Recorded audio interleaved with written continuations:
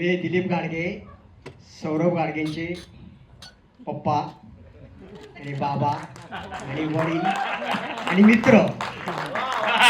कारण त्याची इच्छा तो 12th 11th मध्येच होती की मला सिरियलमध्ये काम करायचं आहे.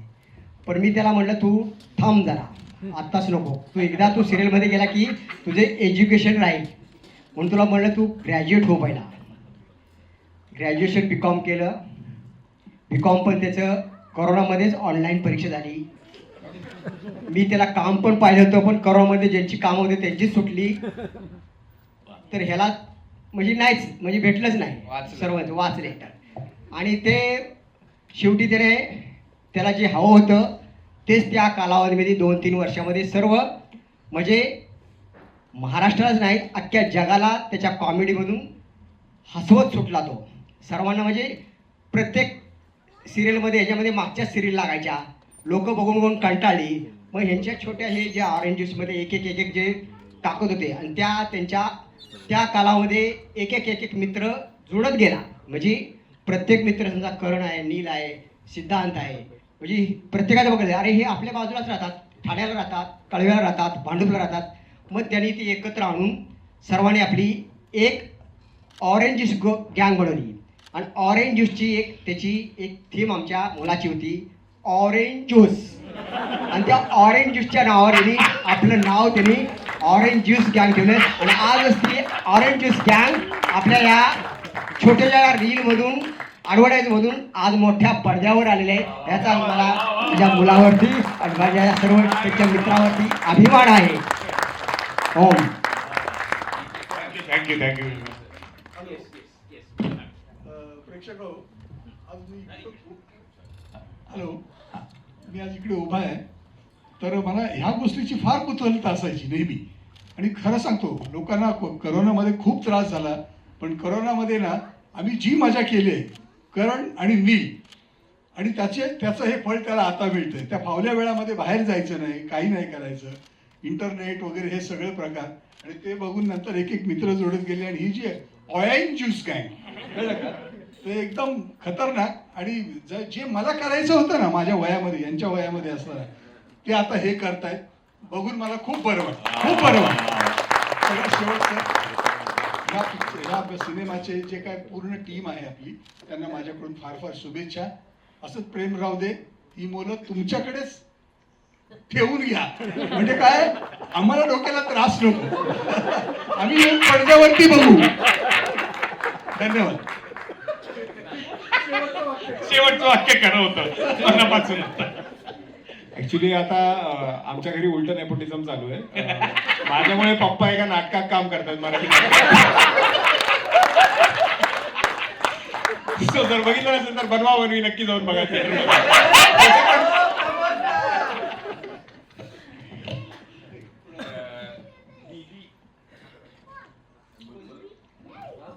निकिता सालेकर, नीलची मम्मी. ही सगळी मुलं सतत आमच्या घरी शूटसाठी असतात, त्यामुळे सगळ्यांना अगदी मी जवळून ओळखते.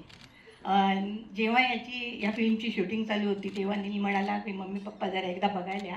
आणि विरारला होती, लांब होती. आम्ही जवळजवळ अर्धा दिवस होतो, दुपारी गेलो, ते 6:30 पर्यंत होतो. आणि त्या दिवशी नेमकं एका गाण्याचं शूट होतं, कवाली होती.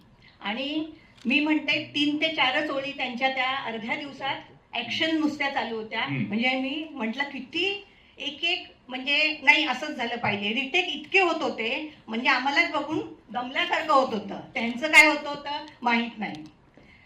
दुसरी गोष्ट सांगते मी की आत्तापर्यंत जे काही मराठी फिल्म आल्या आणि त्यामध्ये ह्या सर्व मंडळींनी प्रमोशनसाठी छोटे छोटे व्हिडिओ करून ते टाकायचे आणि त्यांचं नाव विशेष आभारामध्ये यायचं.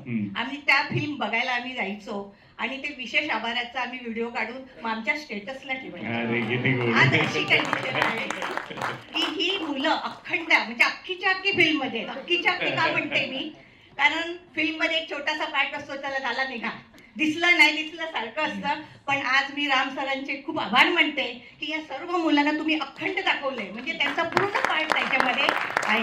मला त्याचा खूप अभिमान आहे. आज आम्ही त्यांचा स्टेटस ठेवू शकते. जेव्हापासून तुम्ही हे केलं तेव्हापासून आम्ही आणि यापुढेही ठेवू. आज आई बाबा म्हणून आम्हाला ओळखत नाही, तर नीचे आई बाबा या सर्वांना तसंच झालेलं आहे. आम्हाला या मुलांचा खूप खूप अभिमान आहे आणि गौरवही वाटत आहे. धन्यवाद राम सर आणि त्यांची अखंड टीम. हॅलो, करणची आई आहे मी.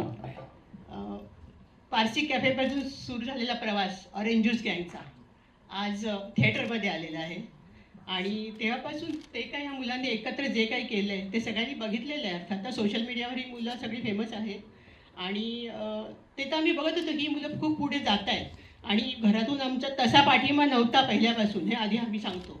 खूप त्याच्यावर आमची भांडणं झाली आहेत, वादावादी झालेली आहे, सगळं झालेलं आहे. म्हणजे अक्षरशः रडायचो आम्ही की हे काय चाललं ह्या मुलांचं, की कधी हा कमवणार, 9 to 5 कधी करणार आमच्यासारखं. आम्ही बँकेतले दोघं पण आणि बँकेतली नोकरी म्हणजे एकदम सुकून, तर हे कधी त्यांचं होणार. पण जेव्हा जेव्हा नंतर जे तुमच्या करोनामध्ये जे काही त्यांनी केलं त्याच्यानंतर एकदम बूम झालं, त्यानंतर एकदम बूम झालं आणि ते बघून आज म्हणजे खरोखर अभिमान सगळ्याच मुलांचा आहे. म्हणजे सगळ्याच मुलांचा आहे की ही सगळ्या मुलांना आम्ही येता जाता ओळखतो, नेहमी घरी येणं जाणं बसणं खाणं पिणं सगळंच. पण ह्या स्टेजला ही मुलं पोचली आहेत आणि सगळ्याच आईबापांना त्यांचा अभिमान आहे. मी तुमचं सगळ्यांचं अभिनंदन करेन की तुम्ही या मुलांना पुढे नेलं. त्यामुळे थँक्यू आणि असंच त्यांच्यावर प्रेम करा नेहमी तुम्ही. त्यांना अजून काही संधी द्या म्हणजे अजून बूम होऊन जाईल. थँक्यू.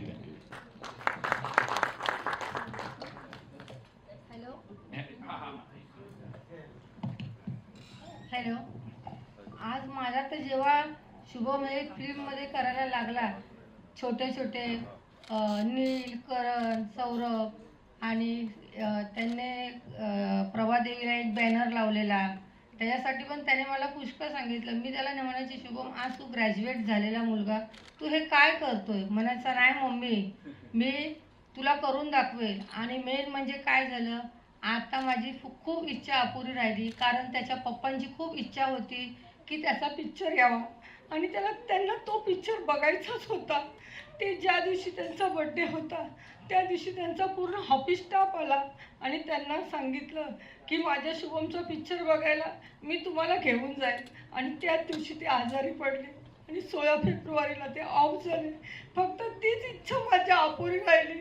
आणि शुभमला पण त्यांच्या जागी पोस्टाची नोकरी भेटते, पण आम्ही त्याला फोर्स करणार नाही, कारण त्याने एवढं ग्रॅज्युएशन सगळं शिकला ते त्याच्यामध्ये घालवलं. फक्त त्याच्या पप्पांचा आशीर्वाद त्याच्यावर मागे राहो हीच माझी विनंती आहे, दुसरं काय नाही.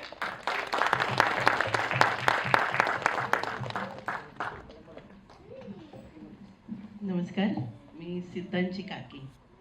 मी खरं सांगेन, कोविडमध्ये खूप लोकांचे जॉब सुटले आणि या कोविडमध्ये या मराठी मनोरंजन सृष्टीला हे 7 तारे मिळाले, 5 तारे मिळाले मी असं म्हणेन. कारण हे आम्ही खरंच वैताग यायचो ह्यांच्या या पराक्रमांना. जेव्हा तेव्हा बघावं, जे घे रे कॅमेरा कर माझं शूटिंग. कोणालाही सोबत को ॲक्टर बनवायचे हे लोक. म्हणून तर मी तेच म्हटलं की सिद्धांत आजीला पण घेतलेलं ठेवून घ्या.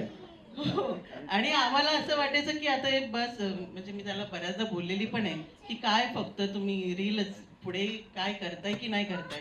पण हा आम्हाला शॉक दिलाय त्यांनी खरं सांगायचं तर. आणि हे खरंच आमचं पूर्ण फॅमिलीचं स्वप्न होतं, कारण त्याचे वडील आणि काका ॲक्टरच होते.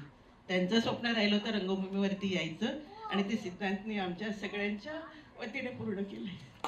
आणि खरं सांगेन, आम्ही त्याला लांब ठेवलं होतं.